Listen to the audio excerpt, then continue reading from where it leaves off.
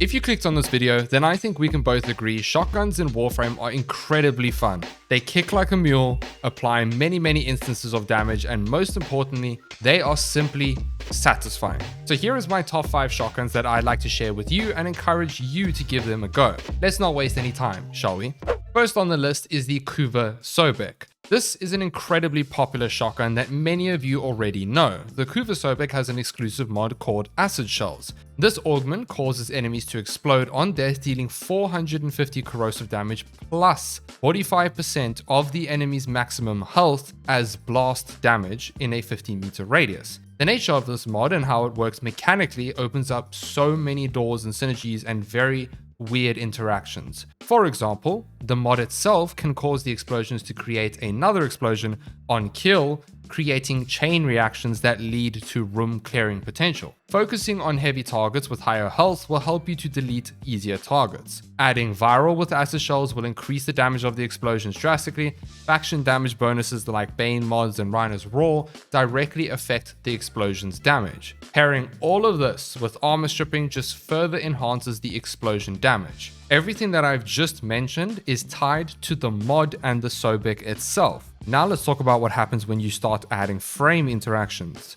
Well, deciding who to use this weapon with is not limited to the frames I'm about to mention. The first one is Sarin. Sarin's Toxic Lash ability will imbue your weapons with toxin damage, applying guaranteed status effects per instance of damage dealt to the enemy. This alone is very powerful. Pair this with acid shells and you get something rather interesting. The explosion from acid shells will spread the toxin status effect over to the affected enemies from Toxic Lash. This stacks and chains. And chains and chains. It just keeps on going and going until no more enemies are affected by the explosion or no enemies die. Pair this with Raw and you are further multiplying the damage dealt. Sarin is like the OG frame for the synergy and Acid Shells just fits perfectly with her. Next up is Site 09.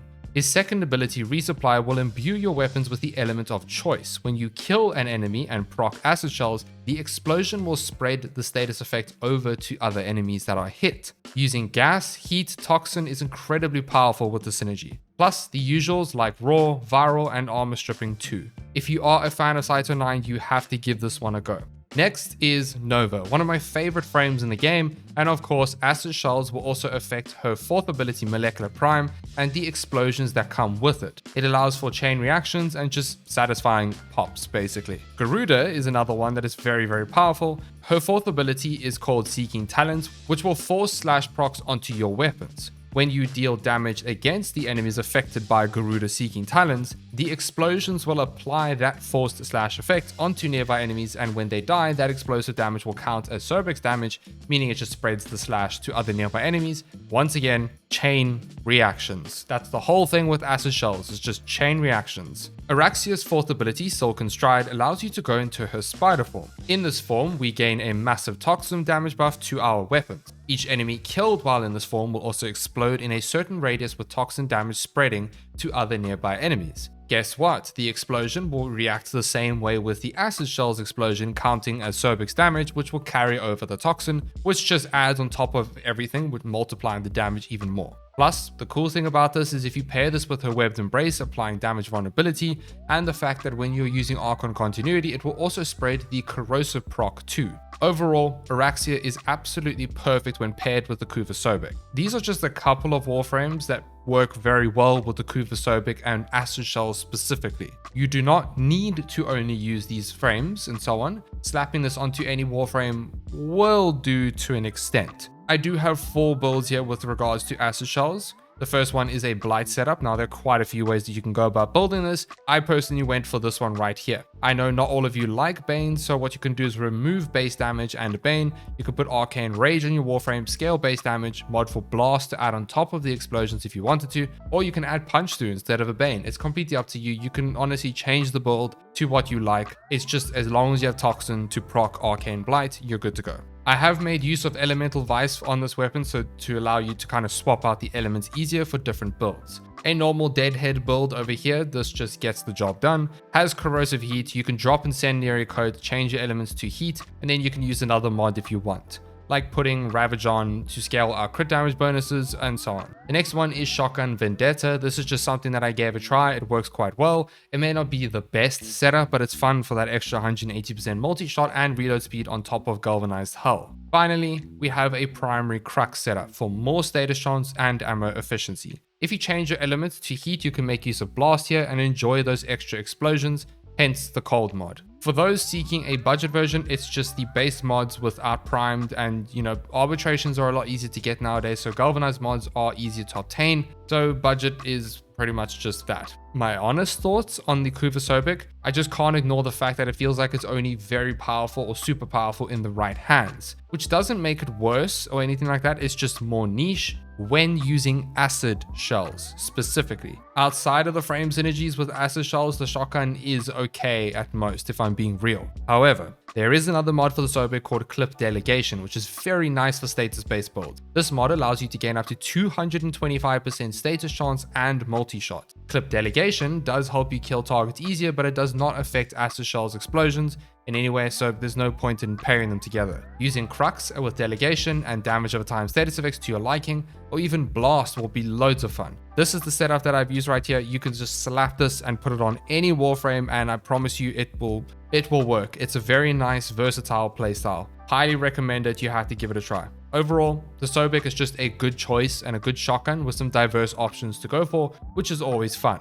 Then we move on to the Cedo Prime. I have mentioned this weapon so many times in past videos. Nearly every top weapons video will have a Cedo in there because it's just simply that good. This is Lavos' signature weapon, boasting a crap ton of multi-shot with decent crit stats. Its alt fire is what makes this such a formidable weapon to use. Launch a glaive that bounces between targets, applying guaranteed status effects. This glaive will apply heat, cold, electricity, toxin, blast, and the status effects that you have modded for. But that's not the craziest part. Your primary fire will deal 60% additional damage for each status effect applied on an enemy. Built-in condition overload scaling. Putting Galvanized Savvy will add to this effect. The built-in CO scaling from its unique trait is multiplicative to base damage scaling like Point Blank and so on. However, this bonus does not apply to the glaive, unfortunately. Increasing your multi-shot will increase the amount of glaives that are released, each with their own path. The Cedo is just a pure damage powerhouse with a little bit of priming spice. All this damage and utility is just from this gun before you add external buffing.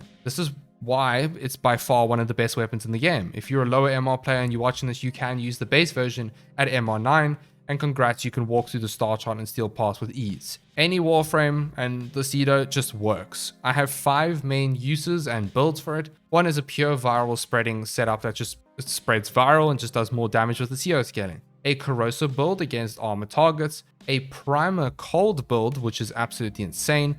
Here we apply a bunch of status effects from its unique trait, and because it applies cold, we add Shivering Contagion, allowing us to instantly freeze enemies affected by the glaive. Trust me, as a pure utility build, this thing is absolutely unmatched. And then we have a Gyre build focusing purely on primary electricity procs for Gyre because that's how a kit works. The last setup is a Cedo Prime with a primary Blight setup because it works wonderfully if you like to have that extra crit damage and multi-shot. You pick your poison here, but when it comes to good frames and synergies, of course, Lavos with the Cedo Prime is match made in heaven. You cannot beat it. Some super fun synergies I can highly recommend is Mirage with her Eclipse and her clones with the alt fire. It's just pure dopamine. The damage increases will allow the alt fire alone to actually melt enemies with damage over time status effect. Mesa with her first ability, Augment, and something like Roar on her kit will make the alt fire shred enemies too. Super fun. Otherwise, once again, any weapon, any frame, whatever, the Cedo is just a perfect fit.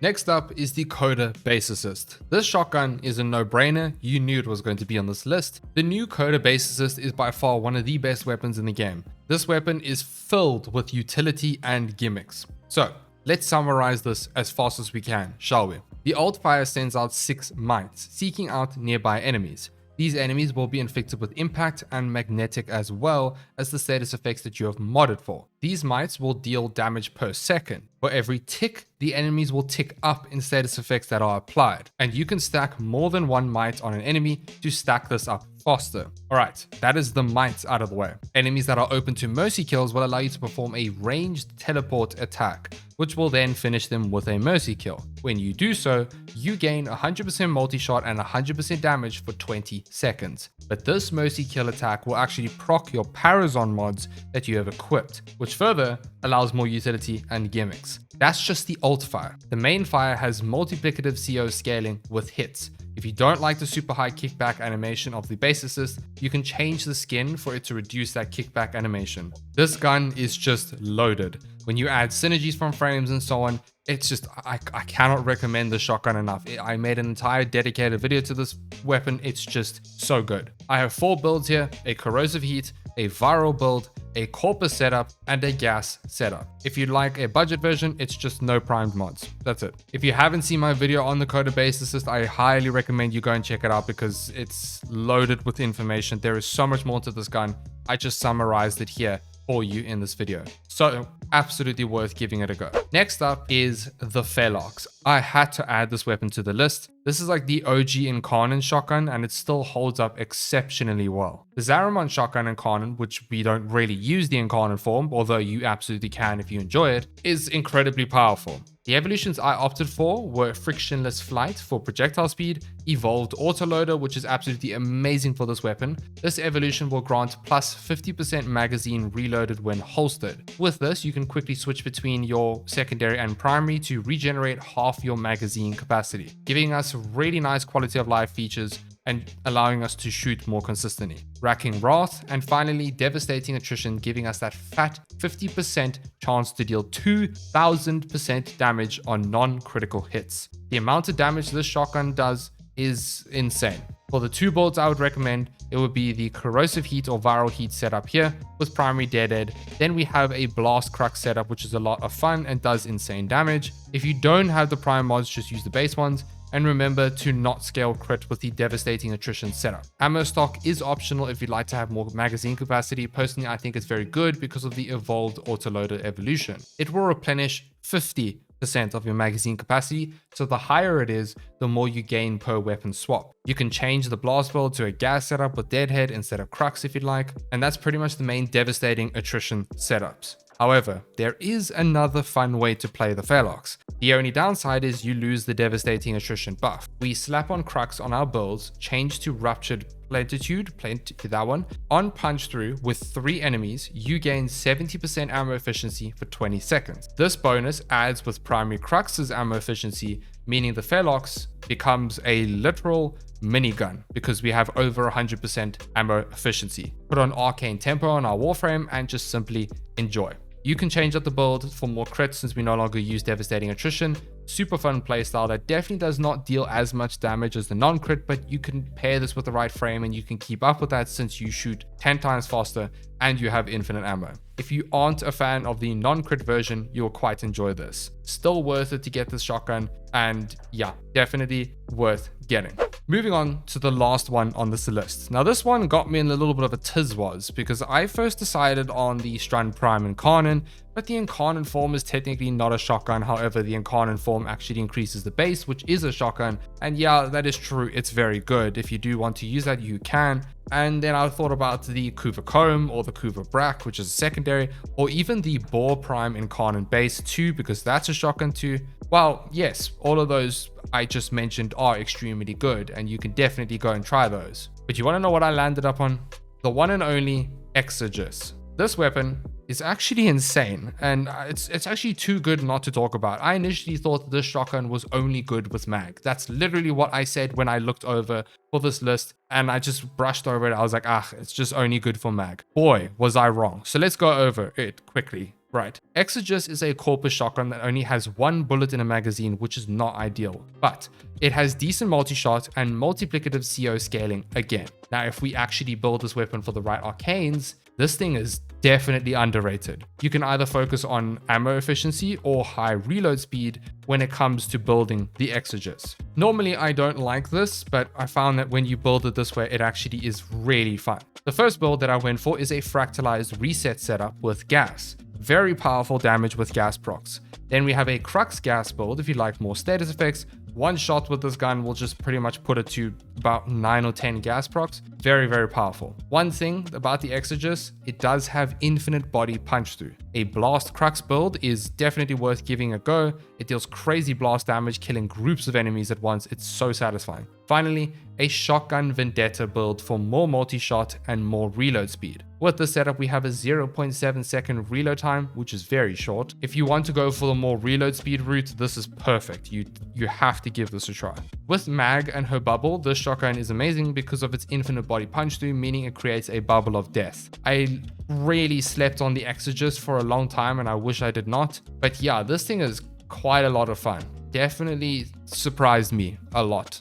For some honorable mentions, the Kuva Comb is super fun. I did mention it. The Kuva Brak is also really good too if you want a pistol shotgun. The Twin Comac is also very good with Arcane Pistolier. Also worth giving a shot at. And then lastly, this was actually the last one on the list, but I swapped it for the Exergis, the Tenet Arcoplasma. This thing is still fun, still hits like a truck. I would recommend getting it because it has multiplicative CO scaling.